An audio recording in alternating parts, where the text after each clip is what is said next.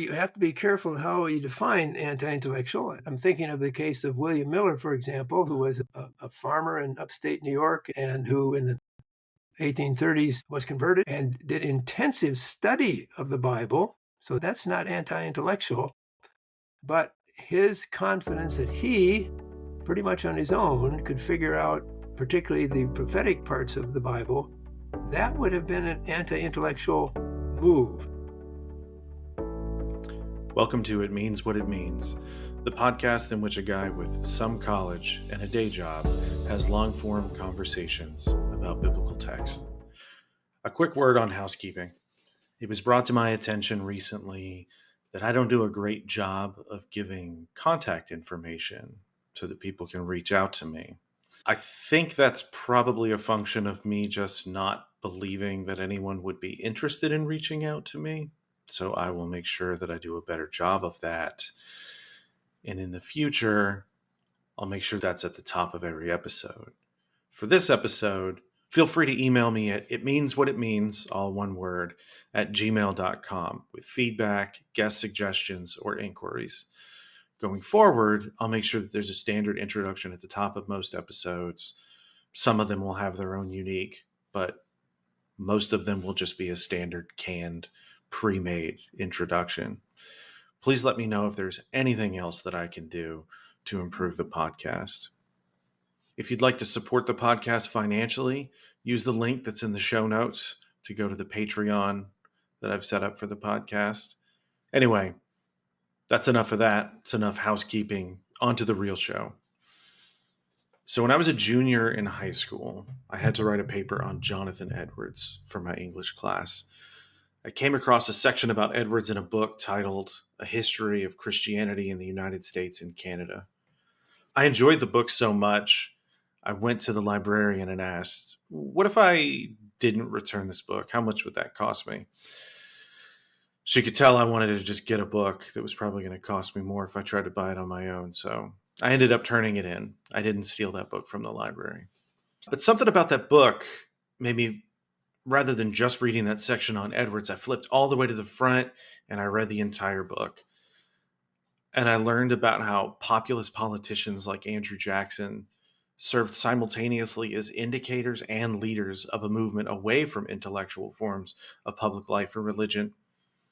The book helped me to see my country had somehow changed and remained the same over time. It was a very interesting perspective that I think I've been building on over the years. After high school, I picked up a copy by that same author, Mark Noll, called Turning Points, Decisive Moments in the History of Christianity. From that book, I learned that, among other things, the schism that happened between Eastern and Western, that is, Orthodox and what would come to be Catholic Christianity, was not, as my teachers had told me, simply about icons, but rather it was a debate that had been going on all the way back to the Council of Nicaea, or at least the days following the Council of Nicaea. I also found a depiction of Martin Luther that was less heroic and unattainable and more bore a stunning resemblance to the combative and arrogant crusader of the French Quarter, Ignatius J. Reilly, from the novel A Confederacy of Dunces. Somehow it humanized and made Luther more off-putting to me. Noll's work would also illuminate things much closer to home for me. After reading Turning Points, I would pick up his book, Scandal of the Evangelical Mind. And in that book, I got a bird's eye view of something I had only experienced on the ground. Discovering his insights, along with the late Kurt Vonnegut, roughly in that same time, showed me that I could and should learn more. That the only thing keeping me from learning was the courage to look around and ask questions. If you go to Mark Noll's author page on Amazon, you'll see 58 titles listed. Some of those are duplicates, but if you look a little bit closer, it's because it's the difference between a third and a fourth edition of something. This is proof that Noll's is a relentless intellect. In addition to the titles that I've already listed, You'll find on his Amazon page, The Civil War is a Theological Crisis, America's God, Protestantism, a very short introduction, The New Shape of World Christianity, How American Experience Reflects Global Faith, The Old Religion in a New World, The History of North American Christianity. Today, though, we will be discussing his 2022 book, America's Book, The Rise and Decline of a Bible Civilization, 1794 to 1911. This is an 864-page book about how Americans engage with biblical text. It is tailor-made for this podcast. Not that I wouldn't have found an opportunity and done a lot of work to get him on the podcast to talk about any of his books. At any rate, I think that's enough of me talking. Here's my conversation with Mark A. Noll.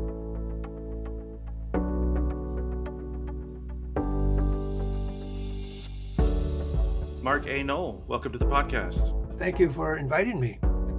Before we get going, will you tell the listeners a little bit about yourself? I am a retired historian who enjoys reading and going to the library probably more than almost anything else. I live in Wheaton, Illinois with my wife Maggie of well over 50 years. I taught at Wheaton College for almost 30 years and then 10 years at the University of Notre Dame before I retired, moved back to the Wheaton area because we have family in the Chicagoland. I've been interested in the history of Christianity since probably collegiate days, and as an academic matter, because I'm interested also in American history and British history and Canadian history, but also as a personal matter because it has seemed to me that, at least as I approach things, historical accounts of the faith have been very meaningful. So what we're going to be discussing today is your book, America's Book, The Rise and Decline of a Bible Civilization, 1794 to 1911. What motivated you to write this book? Was it intended to follow the book that precedes it in time frame? Yes. Now, let's see, almost more than 40 years ago, with some other historian friends, we concluded that Christian discussion of the character of the Bible, the nature of Scripture, was a really important matter, but that as historians, we were quite interested in how the Bible had been put to use. And so I have actually been working on this broader subject on and off with many interruptions for over 4 decades. Earlier, I was able to publish a book on the use of the Bible in the colonial American period. I brought the story up to the 1780s, and this is a continuation, drawing on quite a bit of recent research, but also interest and reading and research that goes back into the late 1970s and 1980s. The purpose has always been twofold: to see more clearly how the American environment has influenced the use of the Bible, and then also to see more clearly how the presence of the Scriptures has played a role in broader American society. And so it's a very long book, right? Yes. Originally, there was going to be one book that took from Columbus to then the Obama era, but I was already at about 300 pages when I was only up to the American Revolution. A good decision seemed to be to do that book on the colonial period, and that period really is quite different in many ways from what follows, even though they're obviously connected.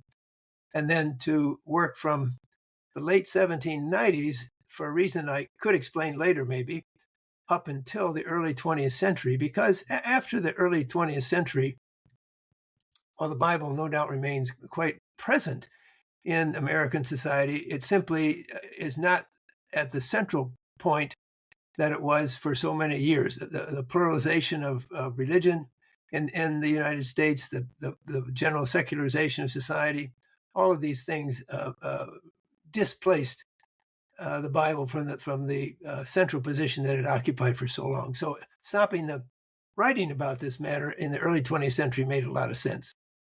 Yeah, I can see that. I think so. A book that is completely unrelated in the real world to your writing, to your history, but is indelibly linked with it in my brain is Neil Gaiman's fantasy novel, American Gods. And in there, there's this kind of weird thesis that somehow when people bring their gods to America, they're just not the same, that America is not a hospitable environment in the way that the homeland was. And I've thought about that in terms of a thesis that I've picked up from you elsewhere about America as having a unique entrepreneurial and free-form kind of religion. Does that apply to the Bible too, as opposed to the old country or the old world?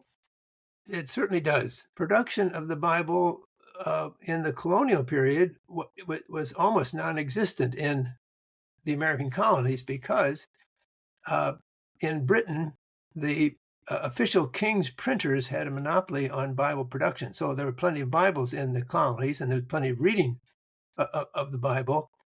But the colonies were still part of the British Protestant regime. The scriptures are very important. The scriptures are, in fact, central to the British conception as a free Protestant people. But with the American Revolution, that British colonial framework falls away, and there's a great deal of discussion, a great deal of internal debate. How is the Christian faith going to survive once you get rid of the way things have been done in Europe? Usually the term is Christendom, where there's a very tight relationship between the churches and the state, between the educational institutions and the institutions of the church, and where government officials just take it for granted that they're to provide some kind of guidance for the churches, and the churches take it for granted that they're having some kind of central place in the governing structures. After the American Revolution, that's no longer the case. The revolution takes place in part, at least, because a majority probably of American colonists believe that the established Church of England, the Anglican Church, had contributed to the corruption that they saw in Parliament that led then to what they call the tyranny of the colonies. After the American Revolution, while government still supports the churches in some of the new American states, the national government deliberately says we're not going to have that kind of arrangement. So the question is, how is Christian faith going to survive? And it survives by individuals taking responsibility themselves for doing what in the past had been undertaken with government support. And that obtained for the history of the Bible as much as anything else. So how do we have Bibles in the new United States? There's still some importing from Britain and also from German-speaking areas, because a lot of German-speaking Protestants in the U.S. But the production of Bibles takes place because entrepreneurs simply strike out on their own to produce Bibles. The leading Bible printer in the early United States is a man named Matthew Carey, a recent immigrant from Ireland, who in the early 1790s determines to publish on his own a Catholic version, a Douay-Rheims translation of the Bible. How does he do it? He just advertises, solicits people willing to pay him in advance, and does the Bible. He doesn't wait for government permission. He doesn't wait for applying for legislation. He just goes about and does it. And that's what eventually happens at a huge scale. Bible production in the United States is a little bit slow in getting off the ground. But by 1800, there are dozens of printers in a number of cities that are producing the Bible. Philadelphia and Boston are the two largest ones, New York also. But then there are people printing the Bible in obscure places, upstate New York, upstate New England, rural Pennsylvania, rural Virginia, not too much in the South yet, but in these places. And these Bibles are all being produced by people who simply think it's important to have the scriptures available. There's just a lot of really interesting people who, over the course of American history, conclude we need a Bible. And sometimes it means that the person will do their own printing of the King James Version. Sometimes it means they'll do their own translations. I've got a fair number of pages in my book of a wonderful woman by the name of Julia Smith, who taught herself Greek and Hebrew, did several translations of the Bible, and then eventually in 1876, the year of the American Centennial, published her own translation of the Bible from Greek and Hebrew. It was a Bible celebrated by some of the women's groups who thought that women had been neglected too long in the use of scriptures, and it didn't really catch on with the public at large. But it was another of the many instances where someone had concluded themselves, without bothering to ask anybody's permission, Do we need the scriptures? Can I provide the scriptures? How can I go about doing it? And then they just did it. So, yes, the United States religious life has been characterized by a lot of self-starting entrepreneurial individuals, and that's no less true for the history of the Bible as for many other spheres of American life. Obviously, the move away from Christendom didn't start in the New World. It started across the Atlantic. However, we did a really good job of solidifying it. So the example, I remember hearing about her, like listening to this book in preparation. I was listening to the audiobook, hearing about her, and the question came up in my brain, why didn't learning Greek and Hebrew become more popular in America? It seems like if it was going to be anywhere, it would be here. Is there anything that you could see as far as the record that points to an explanation as to why that didn't happen? Is it just like the obvious, it's too difficult? Oh, that's actually a really interesting question for any number of reasons. And Julia Smith is a good example of someone who was serious about the Bible, but also thought that the scriptures had been abused, in her case, in a very local case, by the local town officials in New England, taking her property away once her father had died, and it was her and her sister who had the ownership of the property. So she was motivated because she thought the Bible was important. She loved the scriptures, but she also thought that the use of the King James Version had been an abuse. So she took it upon herself to learn Greek, learn Hebrew, and actually, as I said, do multiple translations of the Bible. There's another really interesting incident of the same sort. The Bible was used as a daily book for reading in American, what we'd call today public schools, tax-supported schools, right from their beginning, the 1820s and 1830s. The reasoning was that a republic that does not have monarchs and aristocracy needs the individuals in the republic to have moral balance, moral character themselves. What better way to have moral balance or moral character than reading the Bible? That may not have been the best kind of theological reasoning, but it certainly was prevalent in the new United States. Schools established by tax money from the 1830s and 1820s and 1830s regularly had required daily Bible readings. By the 1860s in Cincinnati, there was a problem, not because a large number of the population was nervous about the Bible, but because growing numbers of the population were nervous about the King James Bible as the Protestants' Bible.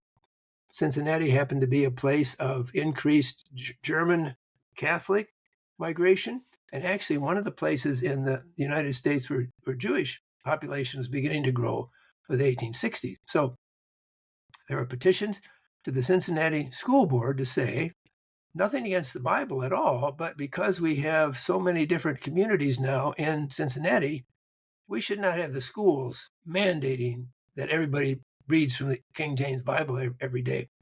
So the school board made that decision. The decision was challenged by those who thought that it was imperative to keep reading the King James Bible in schools, and there was a legal case.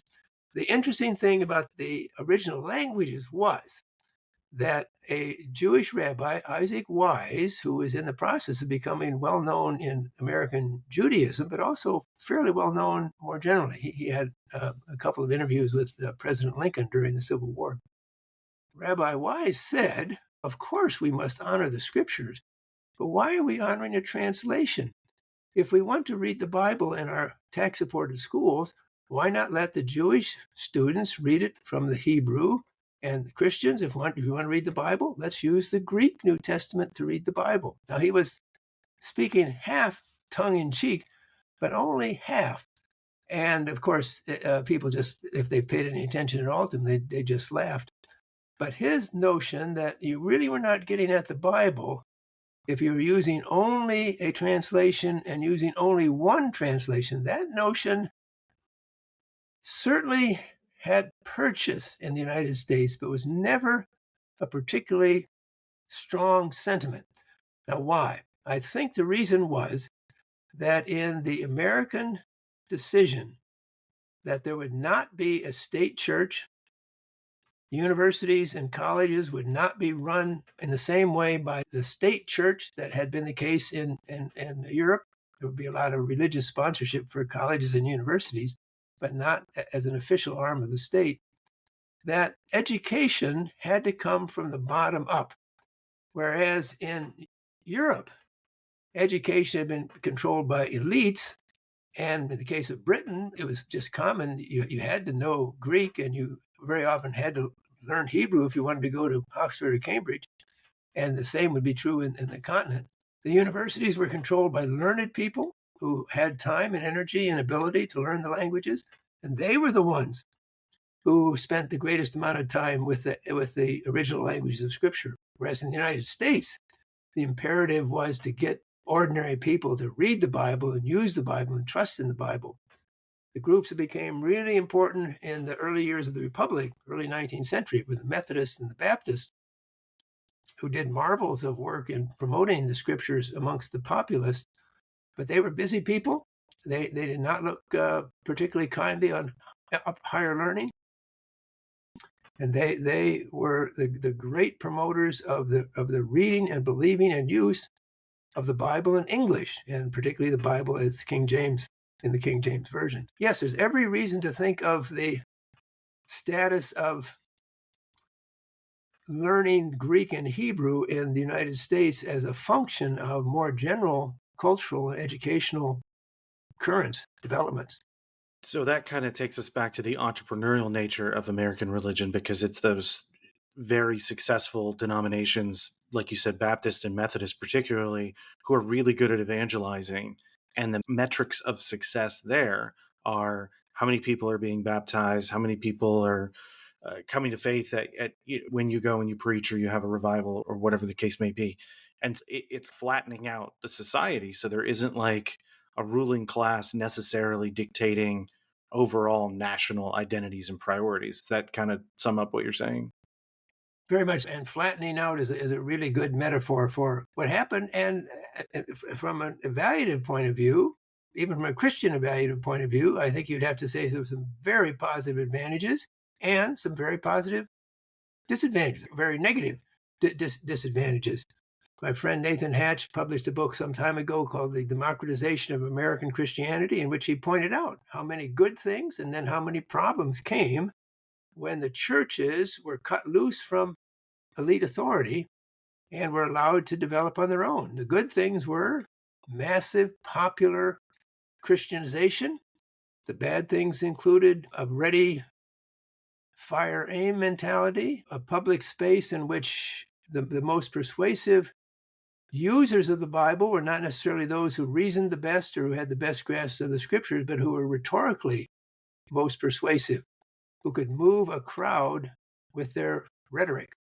So the American situation is different than Europe. In some ways, from a Christian standpoint, it's better. In some ways, from a Christian standpoint, it's worse. I think, and you didn't use this word, so I'm not putting this word in your mouth, but anti-intellectualism is a thing that does show up in American Christianity, particularly in the denominations, or because they're not necessarily thought of as being Orthodox Christianity, some of the sects that developed out of American Christianity, they do have a vein of anti-intellectualism in them. Is that fair to say? Yes, I think so, but we have to be careful how we define anti-intellectual. I'm thinking of the case of William Miller, for example, who was a farmer in upstate New York and who in the 1830s was converted and did intensive study of the Bible. So that's not anti-intellectual, but his confidence that he, pretty much on his own, could figure out particularly the prophetic parts of the Bible, that would have been an anti-intellectual move.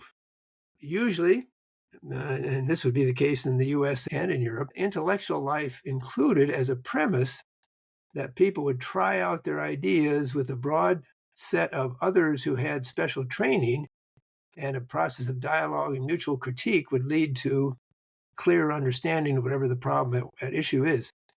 Someone like William Miller was certainly intellectual and a very, very diligent study of the Bible, reading again, the King James Bible. many times and then working hard at synthesizing what he read. But his conclusions, having to do with specifying the return of Christ in a day in 1843, and when that didn't happen, a day in 1844, was his own conclusion that then a publicist by the name of Hines persuaded many people to accept. And in that sense, trusting in his own expertise without much specialized training, without any specialized training, to come up with the key to the message of the Bible, I think would qualify as anti-intellectual. Fortunately for the listeners, I can think of a guy who did a pretty good job about 30 years ago writing a book about the intellectual state of at least one form of American Christianity. And I know you're not here to talk about that book, but Scandal of the Evangelical Mind is a really good book. Even still, I just recently went back through that one. But it does seem if you can win a bunch of people over, that's considered success. Even if, and the Millerite, like that's a pretty good example. I think there are some advocates of some of the holiness traditions. Even I think 20 years ago, a guy wrote a book called The Second Christendom, saying that charismatic ideology, in part because of its anti-intellectual background, was going to form the next Christendom. I don't know that he's right, but I'm putting that together with some of the depictions that I'm seeing in your book, and maybe that's not something you intended to come across, but No, I think I was, again, struck by, I suppose a cliche is two sides of the same coin. In the United States, religion is very free. And that means that there's an access to the Christian faith. There's an ability to read the Bible for people for themselves. There's great encouragement to read the Bible for yourself. Think of the Gideons in the 20th century have distributed hundreds of millions of Bibles with the intent to have, not to tell people how they should read it necessarily, but just to read it. And this has, I think, had some very positive effects. What has not been positive is consensus based upon careful proposal and critique, argument back and forth, consideration of factors in the scriptures and factors outside of the scriptures that come to bear on the Bible. And again, in a culture that is open to many different voices, and where in a democratic society, the voices that are most effective in presenting themselves, regardless of the substance of their presentation, are the voices that will be persuasive. The American situation is not simple. If people are educated and say it's just been yahoos running around, that's much too strong of a denunciation.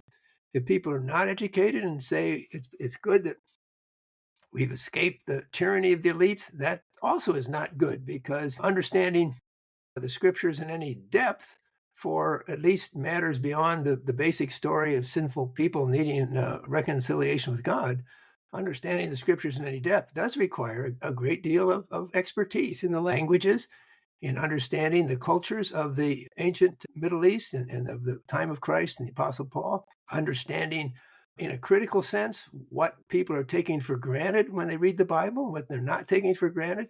These are all aspects of intellectual life that require a lot of careful thought and a careful critique. And those elements, while they've been present in the United States, have not been dominant. So in where my brain goes from there is thinking about the different perspectives and points of view and communities represented by their interpretation or approach to reading biblical texts. Is there one that you think has remained the most durable? And it can be for the period of the book or for the entirety of American history. Yes, that is a good general question. I don't think there's a simple answer, and I'll try to explain why I don't think there's a simple answer. By what in the study that went into the books on the history of the Bible, what was involved. The first paper I did on this subject was in 1979, and it had to do with conceptions of the United States as a biblical nation between the American Revolution and the Civil War. And what was obvious in that research was that by the time we got to the Civil War, in the nation's white population, there's a real strong disagreement on what the Bible teaches. There was not much disagreement on how to approach the Bible. I mean, that's a way of getting at your question.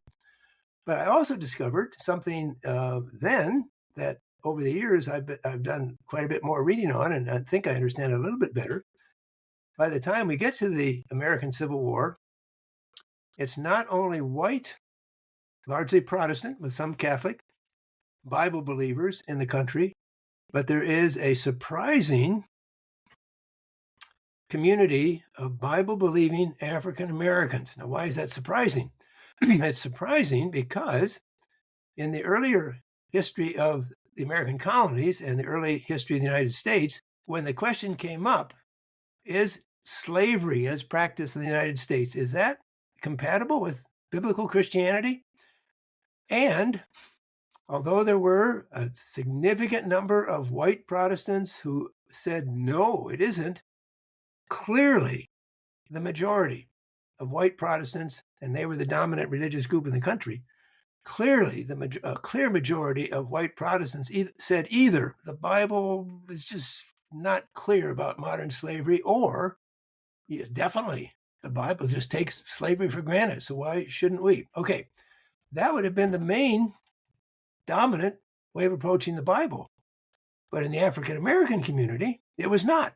And yet, by the time we get to the mid-19th century, there's a strong Christian, Bible-believing African American communities really, where trust in the scriptural message is just as strong, if not stronger, as in white communities, but where approaches to the Bible are very different. In the white community, and this, I think, will get at the question of what has been the dominant way of seeing the Bible in the U.S., the dominant way has had to do with ways of thinking that became prominent in Europe in the 17th century and the 18th century, and they continued on in a fashion in the United States. And those ways of dealing with anything we can call influenced by the Enlightenment, or the idea that truth is something to be approached objectively. And very soon, 17th, 18th, on to the 19th century, there is a sense that the best model for approaching truth is what we today call a scientific model. That word wasn't used that early on. But you carefully gather up the facts. You put the facts together from as wide a range of places you can find them, and you make a hypothesis about what the facts show, and you run out the hypothesis, and you try to check it on other facts. And you have this way of approaching the Bible that has a lot to do with traditional ways of studying the scripture, although different in some ways as well. And that more or less Enlightenment view is sustained in many different ways. By the time we get to the late 19th century, in the mainstream population, there's the entrance of what we would call higher biblical criticism. And the tendency is to say the way we understand the past now scientifically is much more advanced. We see that human societies have changed over time. We have now the concept of evolution to explain how human societies develop. And so with that understanding of science, there is a loss of belief in the Bible as a supernatural gift from God. At the same time, however, we have other groups of believers who hang on to the Bible and say, no, we don't want to think of God as just made up, but we believe that God has always worked with people, and we too want to understand the Bible better. And how do we do that? We take the facts that are found in the verses, we put the facts from the different parts of the Bible together, and we can tell what the Bible has to say about the way we should live. That approach to using the Bible, sometimes called dispensationalism, because of some prominent teachers of the 19th century, prominent focused on prophetic parts of the Bible. But the similarity in those two ways of dealing with the scriptures is to think that the Bible is a kind of code book that needs to be deciphered. At the same time, continuing on as a parallel strand are communities of Christians who they're not anti-intellectual, and they don't disagree with much that they hear from the white communities, the dominant and educated communities, but they are much more taken by the Bible as a narrative, as a story, as a history in which they have a part. So African American communities, eventually Native American communities, where the Christianity took root, were deep into the Bible, but tended to see the Bible as a narrative in which they themselves were eventually included. Jesus said he came to bring the gospel to the poor, to the weak, to the blind, to the halt, and individuals who had been put upon by the larger society concluded that's us. So when Jesus was talking about coming to free the captive, he meant it. And the freedom was certainly spiritual, but it was also more than spiritual. So we have this way of reading the Bible that's not opposed to the more, what we might call scientific ways of reading the Bible, but develops alongside it. And I think one of the Christian churches, particularly Protestant churches, and particularly the evangelical and fundamentalist Protestant churches, survived and have survived in America, where the views of science often, or scientists often, disparage and don't take the Bible too seriously, is because they too have seen themselves as factored into the Bible story, the Bible narratives. And while it's important for them to keep studying the Bible systematically, it's also important for them to realize that they too are part of the biblical story of God reaching out to sinners in the work of Christ and the Holy Spirit. So there's a very long and involved answer to your question, but it has to do with the technical term hermeneutics. But while there's been a dominant forms of hermeneutics in the majority cultures of the United States, there have been some really significant variations in cultures that were on the margins. When I was in high school, I read this book called Meaning of the Millennium, and it was the first of the multi-point debate books that I knew of. I don't know if it was the first, but it's the first one that I know of, and it was on the different or four different points of view on Revelation 20 verses 1 through 6. And the amillennial, postmillennial, historic premillennial, and the dispensational premillennialist. And I believe it was the postmillennialist who started his initial essay out explaining that basically until about World War I, there was a positive attitude toward eschatology and a belief that, and it's a post-millennial idea, that things are just going to get better until Jesus returns. That's what's going to usher in his return.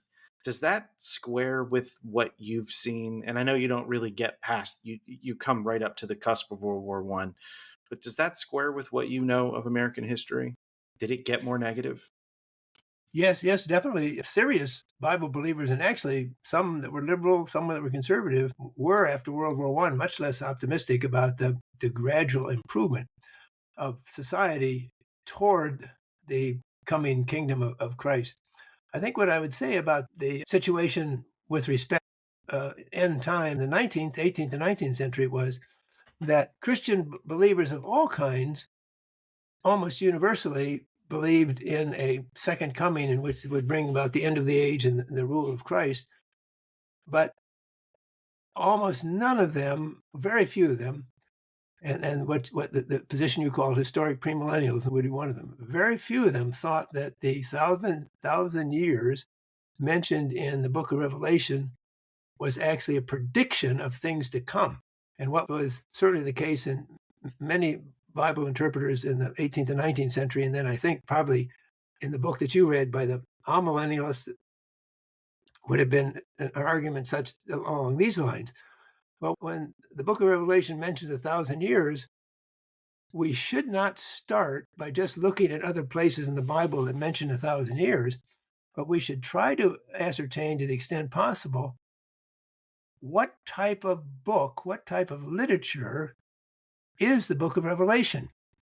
And in order to find an answer to that question, we need to look into the ancient world, to the Mediterranean world around the time of Christ, the first century on into the second century, and see if there are other books, other writings that look like the book of Revelation. And people who've done that have been satisfied to say, well, yes, there are other things like this. And it's quite clear that these other books are not oriented to necessarily telling the future, but are using imaginative, mythical language to talk about the present. And that certainly has been and continues to be one of the prominent ways of interpreting the book of Revelation among very serious Christian people. It's entirely true, but the truth that the book of Revelation mostly is presenting has to do with a very well-wrought, imaginative depiction of Christian faith in the first and second century, and then a deeply rooted theological statement about how Christianity is to exist in all centuries. Even though what are known as premillennial and dispensational views became very prominent in the United States in the late 19th and 20th century, they really are, at least to the best of my understanding. I would hesitate to present myself as an expert on Second Coming history, but these positions have really not been majority positions in the biblical interpretation anytime else. I saw a book in November at SBL titled The End of Dispensationalism. And I know you're an historian, so you don't necessarily have to have an opinion on current events, but do you feel like that to me, as someone who grew up in evangelical dispensational world, that seemed like a bit of an exaggeration. That seems like a leap. What do you think about that? Yes, I'm not sure if I'm thinking of the same book, but there's a really fine book by a man named Daniel Hummel called something like that, or maybe The I Rise think and that may Fall be of the one. I That's what it was. really, the Rise and Decline, or Rise and Fall. I thought the argument was really very helpful because the research was broad. It included a lot of reading of serious academic titles, a lot of work by learned Bible people who had been associated with dispensational institutions who, in the 60s, 70s, 1980s, 90s, modified or altered their views so significantly that while they maybe still are called dispensational, look much more like traditional amillennial or historic premillennial views. So in that side of the picture, dispensationalism really is not much alive as a theological option for people who have devoted themselves to the serious languages, historical context, and so forth of the Bible. Yet, on the contrary, in American public life, all sorts of dispensational ideas are flourishing. I'm thinking of the late great planet Earth in the 1960s. Lindsay. Hal Lindsey, and then the novels, the Hal Left Lindsay. Behind series, Yeah. The Left Behind series, many books that received tremendous circulation. And then in some, even the political related situation, I think there are popular voices who look at events, say in the Middle East, or look at events in American politics and read them as fulfilling Bible prophecy. So in that sense, you have dispensational-like conclusions using the Bible to explain all sorts of current events. So I think that the really great contribution of Daniel Hummel's book was to show that when you talk about dispensationalism in the late 20th and 21st century, you're talking about two things. You're talking about the fate of a certain developed academic understanding of the Bible, and then you're talking about a lot of popular echoes and motifs and narratives that seem to be going up from strength to strength, as opposed to what had been at one time a pretty serious intellectual defense of dispensational interpretations of the Bible. But again, I'm glad to defer to people like Hubble who really worked on this, and I'm just an interested spectator when anything happens after 1914. In fairness to him, that was more a gut feeling just based on my on the ground experience in the past and even now. I'm not questioning his scholarship or his actual thesis, but it does seem like the infrastructure for the kind of conspiracy thinking that likes a very specific kind of eschatology or end times prophecy, it's out there on the internet. They don't need seminaries or academic institutions as a backstop as much as they did 20 or 30 or 50 years ago. And I think my gut response to seeing that was like, I don't know, I'll wait and see if there's anything at the popular level that's going to matriculate out of that. There's couple of questions I like to end with, and one of them is there anything from the book that you wanted me to ask about that I haven't? And I know there's so much in there. If you want to, you could just run through exhaustively everything I left out. But anything you were hoping we would talk about today that I neglected to ask about? Yeah, I did spend a great deal of time and over decades actually trying to come to an explanation for why the Bible could have been seen to be such a strong support for the American slave system. And I think that's an obvious reaction of someone who gets into the literature, what was written in the antebellum period, because in our day, I suppose it's not impossible to find, but you just wouldn't find too many people saying the American slave system was a real good thing because it's what the Bible taught the way society should be organized. Okay, so we have that difference between what's a very widespread just assumption today. Of course, the Bible's against slavery. How can anybody ever hold that notion? But then when you go back into the history, you realize that all sorts of people, good people, Bible believing, people who thought slavery was really bad, but couldn't bring themselves to condemn it because they felt that in some ways the Bible defended slavery. So that was actually one of the things that struck me in a minor way back in 1978 and 79 when I was working on this first paper on the question, and then got stronger and stronger over the years. There's been some wonderful books published on this question. And then the deeper I got into the more it became a real good question, because certainly a majority of Northern, underscore Northern, a majority of Northern Voices people who wrote on this issue from about 1820 to 1860 concluded either the Bible, without ambiguity, affirmed slavery, or the Bible in some way at least was going to allow it. And that's in the North. In the South, as you can imagine, the white population was almost unanimous in believing that the Bible approved of slavery.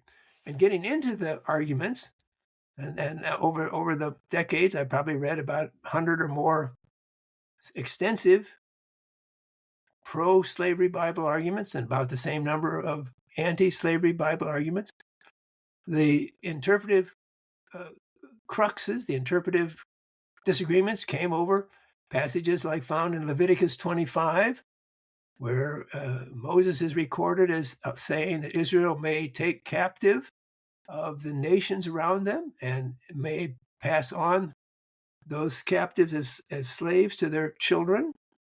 There are, of course, passages in Genesis also about Abraham having slaves. How can you say you're against slavery if the one who in the Old Testament was pointed out to be the father of all believing people? And then actually in the 1830s and 1840s on into the 1850s, the pro-slavery Bible defense became more focused on the New Testament. Jesus says a lot of things to modify Old Testament law, but never says a word about slavery. And then here's the Apostle Paul says, slaves, obey your masters in the Lord. And so you had in the use of the scriptures a really strong pro-slavery Bible position that included the argument that if somehow you say you believe the Bible, but you contend that the Bible does not approve of slavery, you must be lying. You must be, and the word was used all the time, you must be an infidel. There was actually a strong anti-slavery Bible argument, but it was always involving more than one step or always more than one consideration. There were African Americans and then a few whites who, in arguing that the Bible condemns slavery, say, look, who in the scriptures are the slaves? They're all white people. They're all Caucasians or Asians. They're not Africans. So if you think the Bible approves of slavery, then that must mean an African American in the United States has just as much right to enslave a white child as a white owner has to enslave a child of an African American. That was one argument. And there were other arguments who said, now, look, let's remember that the Bible was written for its own times and places. If the Apostle Paul had condemned slavery in his day, he would have been seen as a rebel in the Roman Empire, and he would have been attacked mercilessly and eliminated right away. And then think about what was possible for the early church. For the early church, they had to get along in Rome and wasn't going to shake the system. But what was involved? Take a look at the book of Philemon. And of course, pro and anti people love to take a look at the book of Philemon. The people who thought the Bible defended slavery say, look, the Apostle Paul sent back a slave to his owner. And the anti-slavery people said, yes, he did. But he also said to Philemon, treat this escaped slave Onesimus like a brother. And whoever enslaved their brother? So the arguments went back and forth. And then there were African American authors, speakers, and a few whites who said, look at the whole story.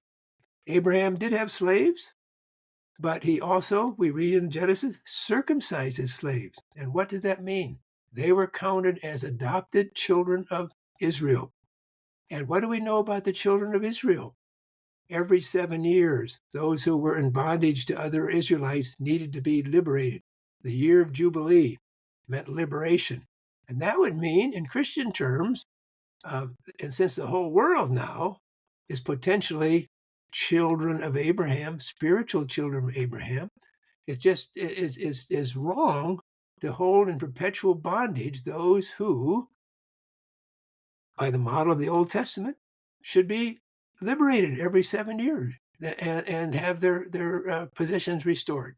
So there was a combination by the anti-slavery people of analysis of the current situation. Why is slavery only of Africans? And then of the biblical situation. What's the historical context?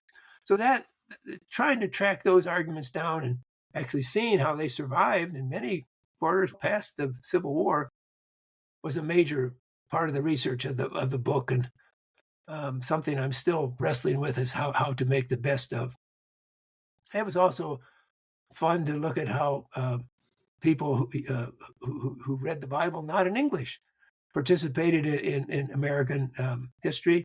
By the 1920s, there had been 100 different publishers of German language Bibles in the United States.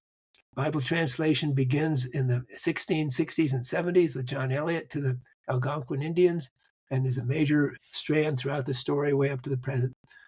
There are some really interesting women interpreters of the Bible who had to struggle to get public room for their voice, and just all sorts of interesting issues. And I guess historians are people who, once they start scratching at a problem, can make it a huge wound and just keep at it and keep at it and keep at it.